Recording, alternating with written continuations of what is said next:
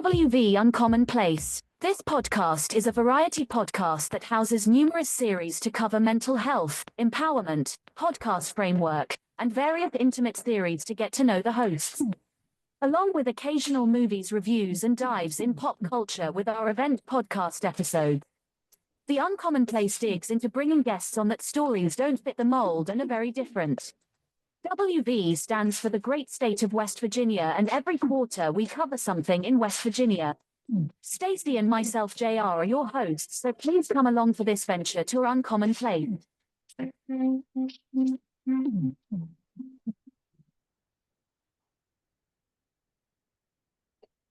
Howdy, everybody. My name is JR Sparrow. You all know me by now. Welcome to WV and Commonplace Interviews and Sessions. Today, we're thrilled to have the one and only Annie Korzen with us, an author, an actress, an accidental influencer who made waves on TikTok and beyond. Annie, thank you so much for joining us. Please answer the nostalgic question, who is Annie? Who is Annie? Oh my goodness. Well, you've already said a lot. I'm 86 years old. I've had this bizarre adventure in my life of becoming a social media star at this advanced age. And I think I'm fun. I think I'm funny. I think I'm wise. I think I have some inspiration to give because, when you've lived as long as I have, you've made a lot of mistakes. And I've been privileged to learn from those mistakes. And so you can benefit from my failures. I don't know. Is that saying I'm a New Yorker? I'm living in exile in Los Angeles, but I will always be a New Yorker at heart. Okay, Does that kind of cover it? Yeah, that covered it to a degree. So let's do something. Let's go back to the beginning real quick. What led you to pursue acting? Well, everything I've done in my life, I've been a late bloomer. So I didn't start out, I was brought up to be a piano teacher. And that's what I was. And I was married and I had a kid. I was a stay-at-home mom. And then gradually I just got more and more interested in acting. I belonged to an improvisational children's theater group in New York, but I got to tell you, I am definitely not an overnight success. I had a lot of very lean years as an actor, just doing tiny bit parts or extras in movies. It wasn't until my big little break came, which we will talk about, that things kind of started my stock started to go up a little bit. Okay, and your big break, I'm going to let you announce this. You were on what I consider, for my age demographic, it was one of the comedy contemporary shows. You were on Jerry Seinfeld. Let's just get out of the way. You were on Seinfeld. And I'll tell you something funny about that happened. I only got it because a better known actress turned down the role that I was given. She never heard of the show. This was very early on. I started in 91. She never heard of the show. She thought the part was too small. And I have, in my book, which we'll talk about, the Book of Annie, Humor, Heart, and Chutzpah from an Accidental Loser, I have a theme. I have a mantra, JR, which is when anybody asks me to do something, my response, I like to make my response, yeah, why not? Because I feel you never know what something's going to lead to. I don't regret anything I've ever done. I only regret the things I haven't done. So my agent said, do you want to do this? And I said, well, yeah, why not? To me, it was just a day's work. I had no idea what it would lead to. And when I did it, and we watched the episode, the first episode I'm in is a classic episode called The Pen. I don't know if you remember that. Yes, I did. We're down at the condo in Florida. Somebody gives Jerry the astronaut pen. And my husband watched it and he said, well, I don't get this show. It's not about anything. Famous last words, right? Because now he watches at least 2-3 episodes every single night. So anyway, my point is that I took a chance on something rather than turn it down. And this other actress messed up by saying, no, I never heard of the show. It's not enough lines. And when I did that job, I didn't know that character of Doris Clompus would become recurring. I didn't know that they would also give me a second role. I actually played 2 different roles on Seinfeld. And being associated with that show suddenly got me more respect. I was getting more auditions. I was getting better jobs. I was getting better pay. So in other words, taking a chance, saying, yeah, why not? Totally changed my professional life. And I'm glad to hear that, because that's a remarkable character. I just want to ask one last question about her. What was it about the character that stood out to you after you were done being her on the Seinfeld show? Well, I've played that kind of character a lot. It's very familiar to me. I grew up with women like that, kind of a very brusque, New Yorkie type Jewish woman. Those are the women from my childhood. They kind of seem tough on the outside. They're actually very warm and melty and loving on the inside, but you don't see that on the surface. And so it's very familiar to me. I am that kind of woman myself. Although I think I'm a little pleasanter than my character, but still. Okay, It okay. wasn't, I'm saying it wasn't a big stretch for me to play that character. So it was almost one and the same to a degree. Something like that. Okay, okay. Now you've had a varied career: film, TV, theater, writing, and that's amazing. Thank you for doing all that in one scope, because it truly makes you really, you have a lot of fundamentals. How does Well, go ahead? I'm sorry. No, Yeah. go ahead. Go ahead. Well, I was going to say, I've done a lot of things because when you're a freelancer like I am, and you're not a huge success, um, in order to earn a living, you've got to do more than one thing. So yes, I teach storytelling and I write magazine articles and I do storytelling for the Moth and I do this TikTok thing. I love being creative, but I also you can't just stick in it's very hard to stick in one narrow category unless you're a big star, which I have never been.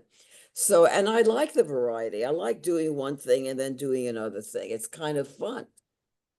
Now, before we get to the book, you started a writing career. You have essays that appeared in the New York Times, the LA Times. What inspires your humor, and how did you discover your unique voice as a writer? Because I know that people that are comedians, you write your material and things like that. But how does that translate to you writing essays? And then we'll go into the book in just a moment.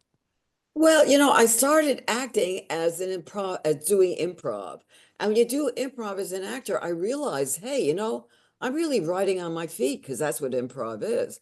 So I thought, well, if I can write on my feet, maybe I can write on a clipboard, I'm sorry, what's wrong with me? On a keyboard. Um, and I've always had a sense of funny. I've always had a sense of humor. Uh, so I thought I could combine those two things, ability with words and ability with humor, and see where I could get with that. And it's been a fun journey. Um, I don't know if you know The Moth. You ever listen to The Moth? If you listen to The Moth, which is great storytelling, it's themoth.org. You can hear me on there, and I've toured with them. But storytelling is a big new literary art form, like David Sedaris. Um, and I've I like that form. What it is you tell a story in like instead of writing a whole novel, you write a personal essay. It's like 2 or 3 pages of one humorous event that happened to you. And I have many of those. And so when I got this book, I got the book deal as a result of having the TikTok platform.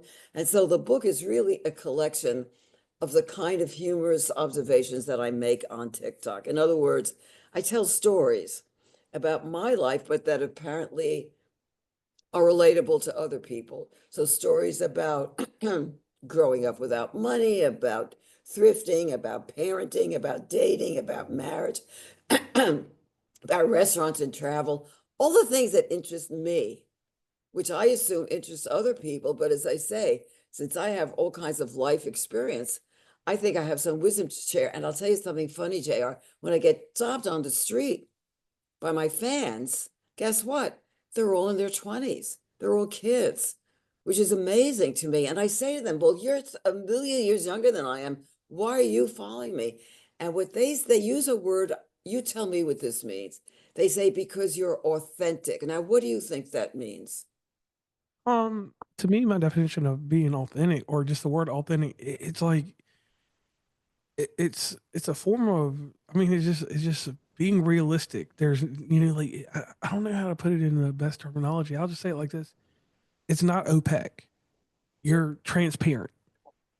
And a lot of, Transparent is a good word. I think right. they know that I mean what I say and I say what I mean, that I'm very blunt and I'm very honest. And I'm going to tell you something funny because this is another important theme from the book.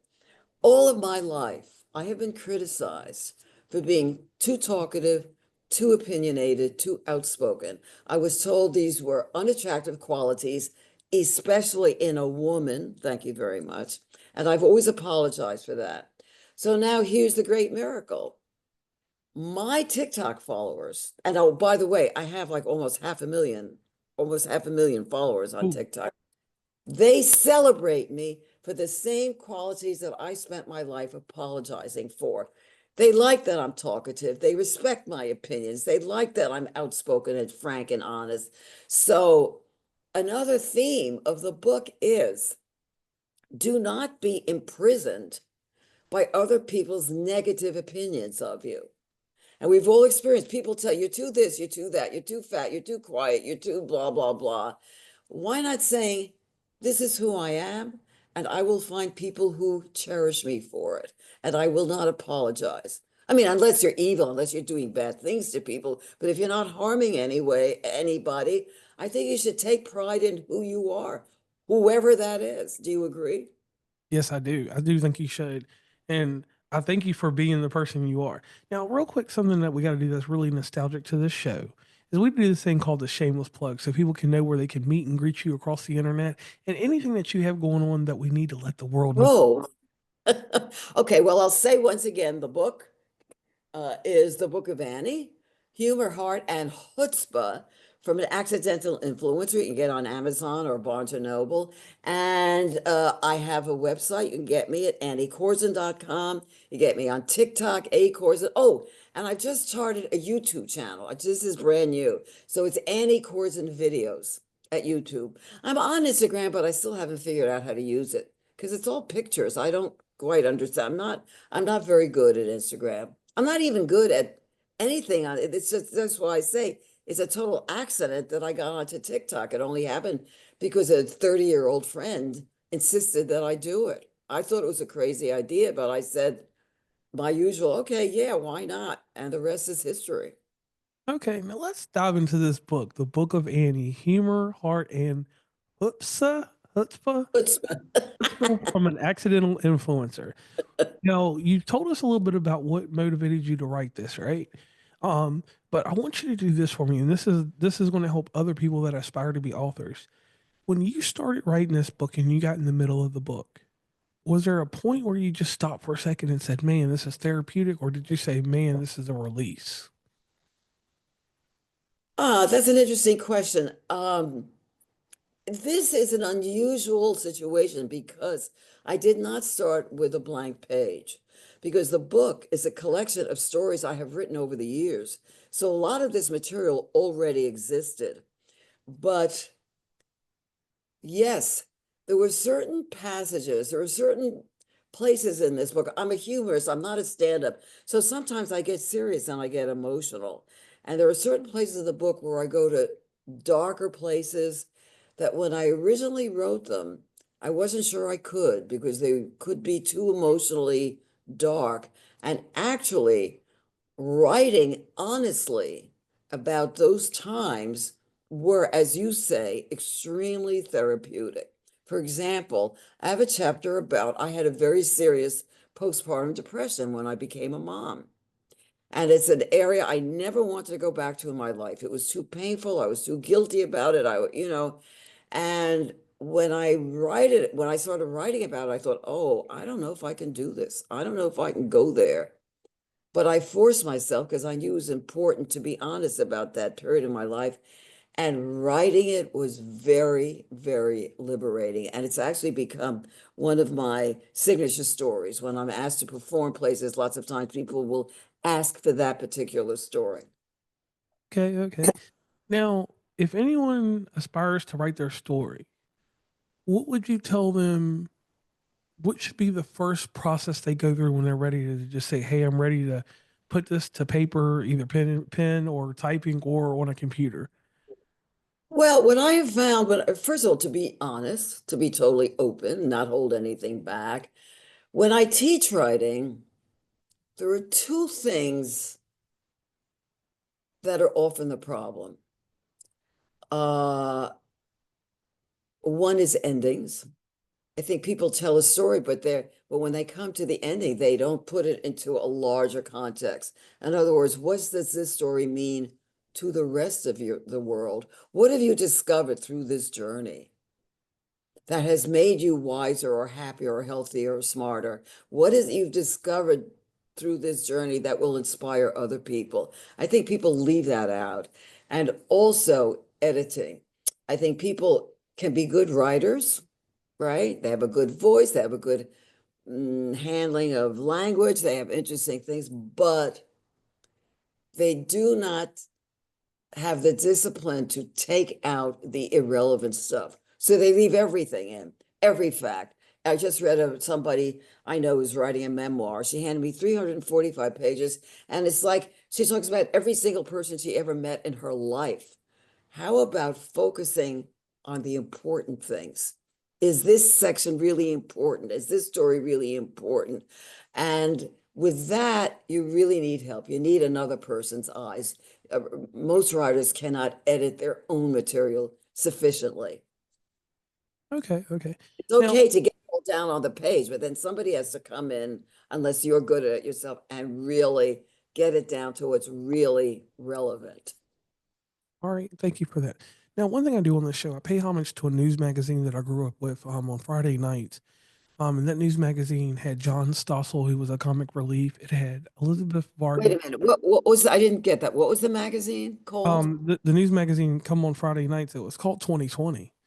Um, with Oh, John oh, yeah, Stossel. on television. Wow. Oh, I think I had a friend who was a producer there. That was a good show. Yeah, it had John Stossel on there. He was a comedic relief. It had Elizabeth Vargas and Diane Sawyer, and they were very poignant with interviews. But Oh, yeah, yeah. there was one person in particular, and her name was Barbara Walters, the late great Barbara Walters. She could ask a certain amount of questions that either two things happened. The news station let it stay on till a little bit past 11, or if she fell flat in her interview, because she wasn't always perfect, they cut her off at 11 o'clock. So, Annie, are you ready for your 2020 questions? Oh, okay. Yeah, sure. Go ahead. This is your fun question. This is your John Stossel question. All right, when you wake up in the morning, what is the first thing you do? So when I wake up in the first morning, the first thing I do is panic at the thought of how overwhelmed I am of everything I've got to accomplish that day. I wake up with a to-do list in my head, and I wish that weren't true. But I wake up thinking, oh my, I've got to prepare for this podcast. I've got to do this. I've got to write this. I've got to clean this. I've got to buy. I mean, so I wake up with that list of things in my head that I have to do. That's the first thing that happens when I get up in the morning. Okay, so what is the first what is the first beverage you have in the morning? As soon as I wake up, I try and have a glass of maybe water mixed with fruit juice. Okay, so no coffee? Not yet. I don't have, I do that intermittent fasting thing, so I don't eat until around 10:30 or 11. Okay, so good. I So don't have breakfast yet, so I have sort of what you might call brunch. okay, so now after that, what's the first pollution you put in your body? Now let me give you an example of pollution. Um, for me, for instance, I have a thing where there are certain TV shows from my lifetime that I like to watch. Sort of like, remember the show with Vicki Lawrence, Mama's Family? Oh, I've been watching that recently. I haven't been watching Mom. I've been watching old Carol Burnett shows, Okay, and so they then right often there. have scenes. I love Mama's Family. I love it. All right, so that's the pollution I like to watch because it reminds me of my grandmother that's now deceased, and it's a pollution to a degree because I'm just watching TV for no reason. But it's something I like to do in my afternoon if I can take time during my lunch break because I get an hour-long lunch break. So I need to take 30 minutes and dedicate it to something. I see what you're saying. So Okay. what's the first part Um, of bit of pollution you put in your body or around you? this is a fun question. I like this question. It's fun. Uh, my pollution, my daily pollution is since I'm at the computer all day long, either writing or corresponding or doing them, I cheat away from my work and I play a game called Words Play. It's a word game that you play alone. It's not competitive. You play against yourself. Words Play, I play that. And now I'm addicted to this thing I'm not smart enough for, the New York Times Connections game. So those are two. Oh, yes. Tried the New York Times Connections game. Hmm. It's I can't get it. I thought I was a smart person. I'm not as smart as I thought of. But that and words play. And then if I'm on my phone, I go to Words with Friends. So I'm a word person. I like word games, but I can do a little too much of it. I get addicted and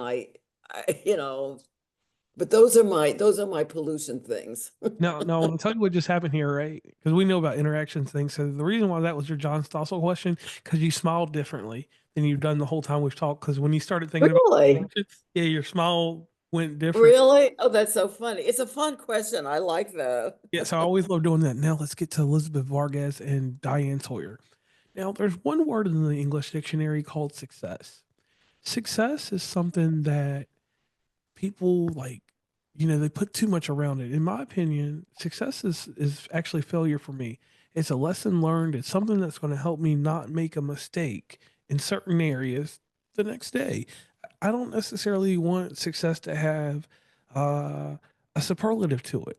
I wanted to have, it needs no reward. I want my success to be like whatever I did yesterday. If there was a flaw in it, I might pick up the pieces and do it right, or I might fail again. But the one thing that is constant though is that I'm learning from a lesson. That's success to me. Well, you're very wise. I do think, it's funny because sometimes I say there's not enough emphasis on failure. We don't allow kids to fail anymore, right? Everybody gets a degree, first grade, they have graduation ceremonies from kindergarten and first grade. And I think I'm saying what you're saying, but in a different way. Failures are very important because we learn from them. If you don't fail, you're not getting better at what you do. So I think a lot of success comes from having failed. But does that That answers it. you relate to that in any Yeah. way? So I'm proud to say I have failed a lot. Right. Here goes your next question. When you see a glass of water, is it half full or half empty? Unfortunately, I'm the half empty type. I tend to be a little pessimistic, a little depressed, a little anxious. I'm not happy, happy, happy all the time. I wish I were. I'm grateful. I have a lot to be grateful for. I have a wonderful family and live in a nice home, but I tend to focus on, gee, there's not enough money, there's not enough this. I wish I travel more. I tend to an unhealthy degree to focus on the negative, and I'm still working on that, even at my age. I'm still trying to change that around. I was brought up that way. My mother was like that. That was a lesson I learned as a child. Okay. Okay. Now here goes your Diane Sawyer question. You're an author. You wrote a book. You've been in film. You've been all over multimedia, basically. What is your favorite title when you are done working for the day and you're just sitting down at your table and you're about to drink that glass of water or fruit juice? What's your favorite title to look at or just to acknowledge? I'm not sure I understand this question. A title, Like for instance, you're an author, you're an actress, like you have but I to mean, so like when you sit down basically like for me, for instance, I'm a podcaster. So when I sit down at the table, I just think of myself as a normal person. I don't think about any of my titles or anything I do, outside of just being a normal human. Like, my own titles of what I do. yes, ma'am. I'd like to be thought of as a comedic storyteller, someone who tells humorous stories, but that have a serious point. And I love doing that best. I love performing my own words. Uh, so that's kind of the problem is it's not a very well-known title. People know actress, writer, author, but to say storyteller, comedic storyteller, that's not a very common, but that's really what I do. I guess I would have to say humorist then. I'm a humorist. I see life through a humorous lens. Okay, now here's a serious question. This is one of your Barbara Walters questions. You have been interviewed by Oprah, and you've been interviewed by someone that I love, Tavis Smiley, and Dr. Phil. That's incredible. That's an incredible list of people that you have been interviewed by. But in your opinion, what was the greatest topic you were ever interviewed about?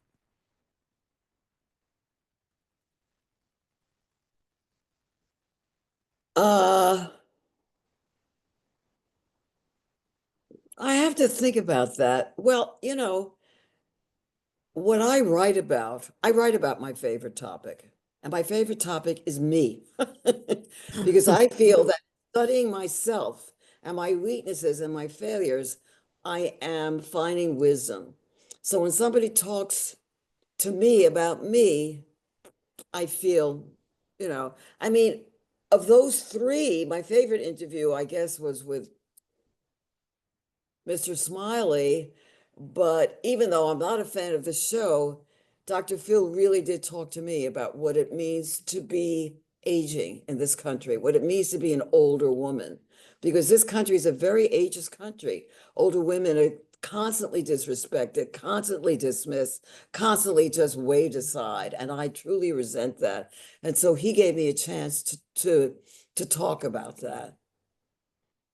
Okay, okay. Now, you accomplished a lot in your life. Um, you've had a whole gamut of feelings, and um, you've gone through something that I heard you talk about the standoffish type of attitude of the world about being a woman, and then some people would title you as being outlandish or brash or something like that. Oh, Both, right, right. and now in this generation set, things are more celebrated. So my question to you is, you have lived quite a while. What has been the best decade of your life, and what generation of people do you feel are more accepting of everyone? Because me, I'm just from 1985.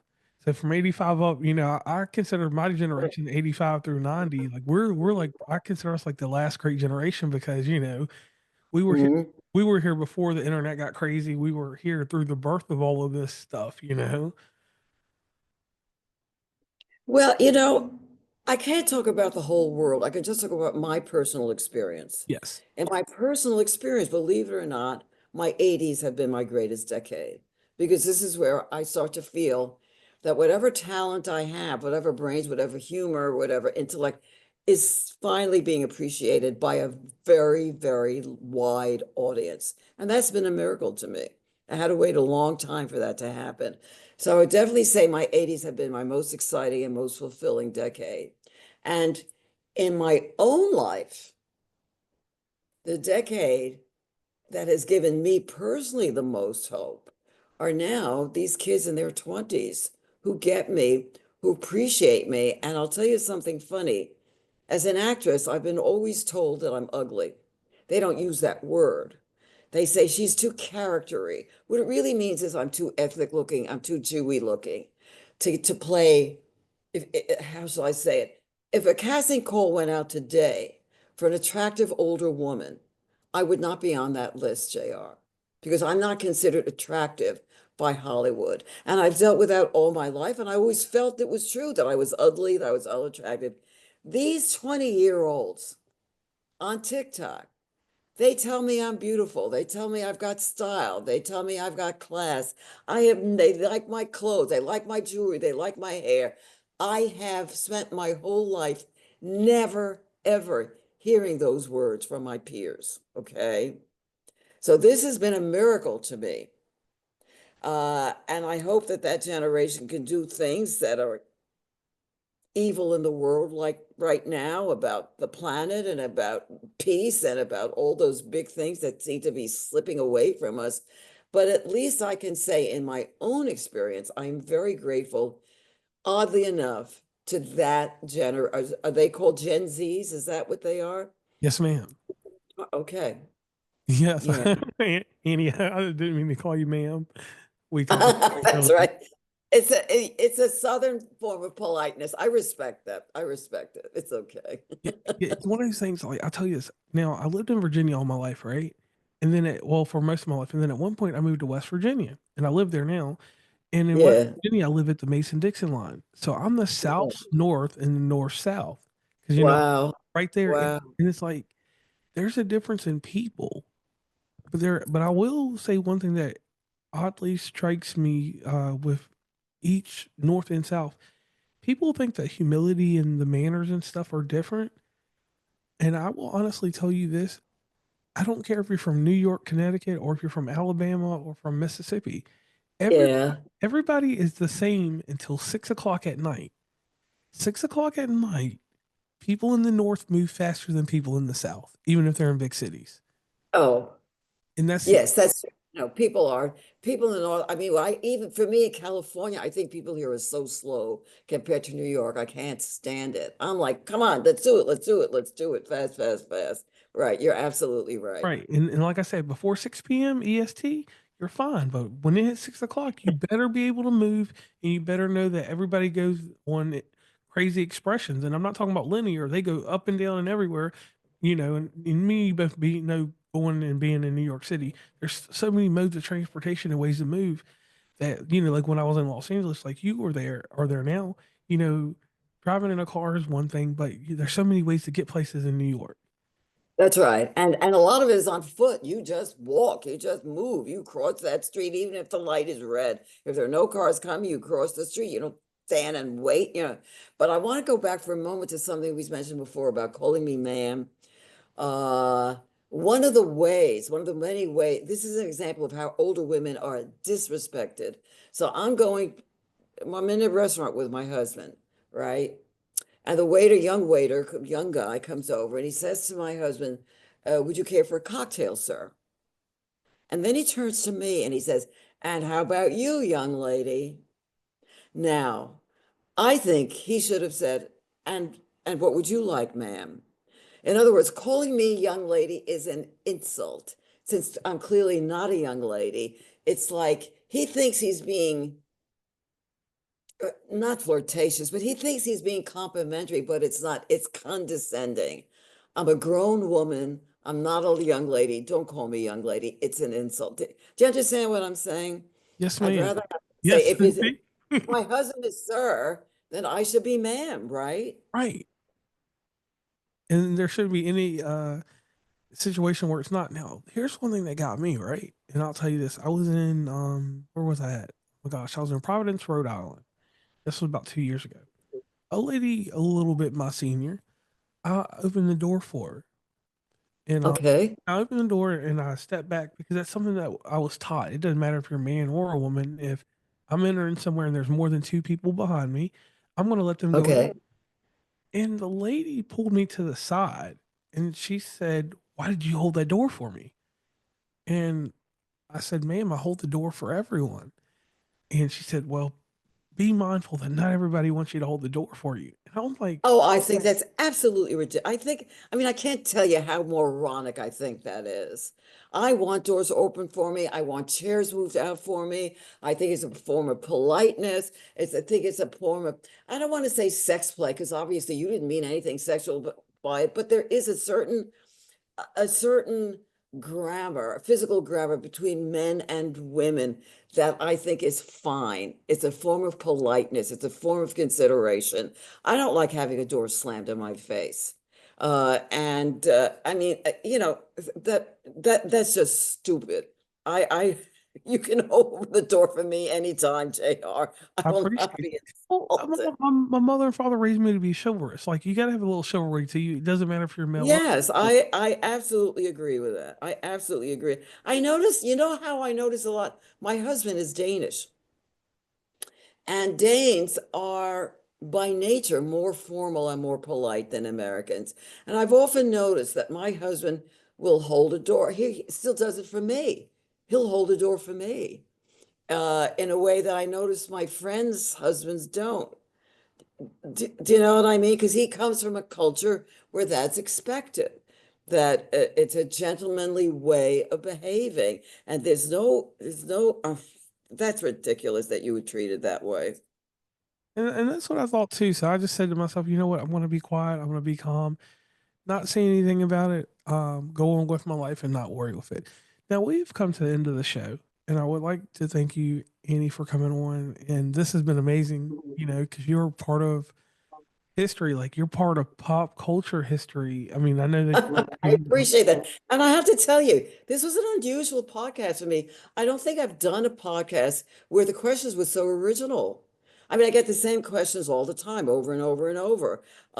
You actually asked questions that had to make me stop and think a little bit. And that's fun. It's stimulating. I like that. well, it's all because of the title of the show, The Uncommon Place. There you go. But I'll tell you, I'll come back next week and you'll ask me more questions, more surprise. I like those questions. They were very stimulating. I appreciate it. Oh, and everybody remember the Book of Annie. Annie Korzen is my name. The Book of Annie, humor, heart, and chutzpah from an accidental influencer yeah, let them take a look. All right there. on Amazon. On Amazon. Now, everybody, we got to let the British lady send us out. And one odd thing, I know people always ask me about this. You're in West Virginia. What does a British lady have to do with? I just like her voice. So anyway, we are out of here, and let's let that outro play. Please follow WV Uncommonplace on Instagram, Tumblr, Twitter, TikTok, where we have some great content, Facebook, LinkedIn. Hit up the merch store at oncommonplace.square.site. Join the email list from the website, and rate, subscribe, and give feedback from your favorite podcatcher. And lastly, thanks for listening, and tune into the next episode.